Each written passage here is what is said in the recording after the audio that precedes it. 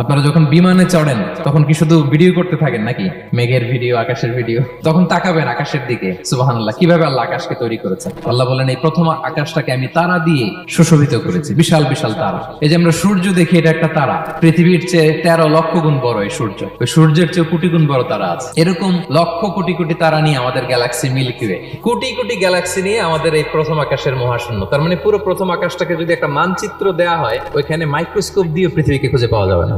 বিষ্ণু ইসলাম বলেন, দ্বিতীয় আকাশের তুলনায় প্রথম আকাশটা কত ছোট শোনো।